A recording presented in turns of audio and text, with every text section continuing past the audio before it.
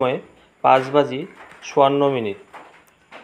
আজি যিসকল জাতক জাতিকাৰ জন্ম হয় তেওঁলোকৰ ৰাশি হ'ব ধনু ৰাশি আৰু আদ্যাক্ষৰ হ'ব ফ, ভ আৰু দন্ত্যাত ধ।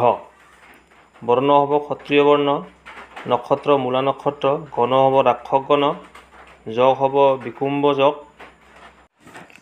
কৰণ বৃষ্টিকৰণ, ৰাশি হ'ব ধনু। আজি যিসকলৰ জন্মদিন তেওঁলোকলৈ বহুত বহুত শুভকামনা থাকিল। আজিৰ পৰা 48 দিন আপোনাৰ দাম্পত্য জীৱনসমূহত সুখৰ সংসাৰ হ'ব। দাম্পত্য জীৱন সুখৰ হ'ব আৰু বহুত সুখত দিন কটাব পাৰিব।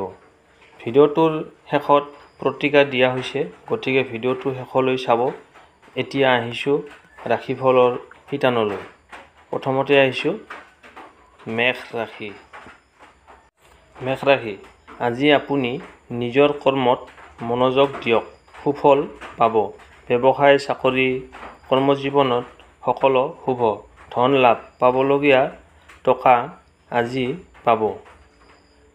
মনোযোগ দিয়ক কামত, ব্যৱসায় চাকৰি সকলোতে আপোনাৰ আজি শুভ।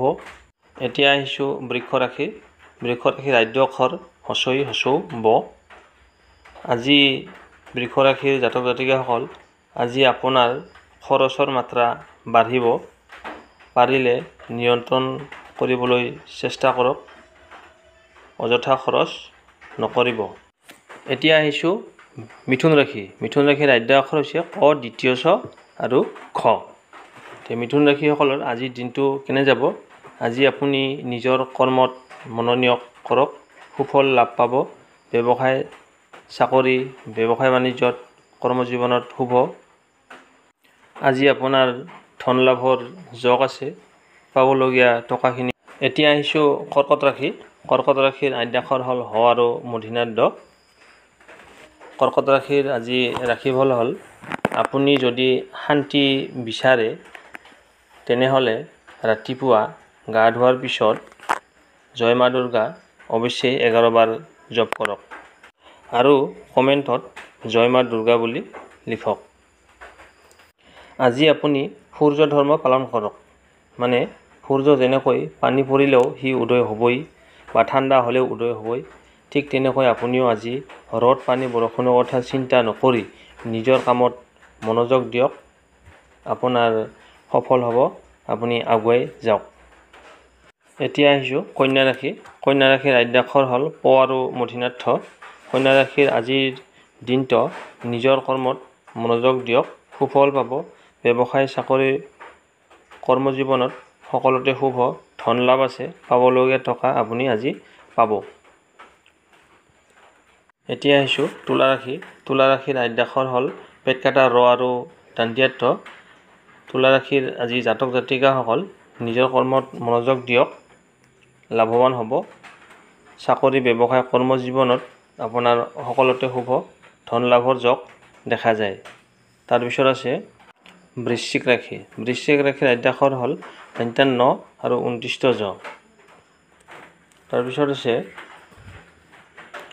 আজি আপোনাৰ দিনটো খুব ভাল, কামত সফল হ'ব, যিকোনো কাম কৰি তাতে সফল হ'ব। আপোনাৰ আজি লটাৰীৰ যোগ আছে, ধন লাভৰ যোগ আছে। তাৰপিছত ধনু ৰাশি। ধনু ৰাশিৰ আদ্যাক্ষৰ হ'ল ফ, ভ আৰু দন্ত্যাত ধ। আজি আপুনি চিন্তা কৰি লাভ নহ'ব, অযথা চিন্তা নকৰিব, কামত মনোযোগ দিয়ক, মনোযোগ কৰি আপুনি কামটো কৰক, আপোনাৰ সুফল হ'ব, নিশ্চয় পাব সুফল। এতিয়া আহিছোঁ মকৰ ৰাশি। মকৰ ৰাশিৰ আদ্যাক্ষৰ হ'ল খ আৰু বৰ্গীয়াত জ। আজি আপুনি মনে মনে থকাই ভাল, মানে চুপচাপ থাকিব, কাকো একো কথা নক'ব, লাগিলে কাইলৈ ক'ব, চুপচাপে নিজৰ কাম কৰি যাওক, আপোনাৰ বাবে মংগল হ'ব। আৰু কমেণ্টত জয় মা দুৰ্গা লিখিবলৈ নাপাহৰিব। তাৰপিছত আহিছোঁ কুম্ভ ৰাশি। কুম্ভ ৰাশিৰ আদ্যাক্ষৰ হ'ল গ, কালিব্য শ আৰু গ, দন্ত্য স আৰু কালিব্য শ। এওঁলোকৰ আজিৰ দিনটো কেনেকৈ যাব?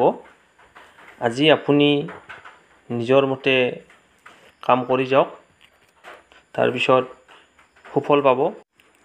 ব্যৱসায় বাণিজ্য চাকৰি কৰ্মজীৱন আদিত শুভ ধন লাভ লটাৰী লাভৰ যোগ আৰু পাবলগীয়া টকা আজি পাব।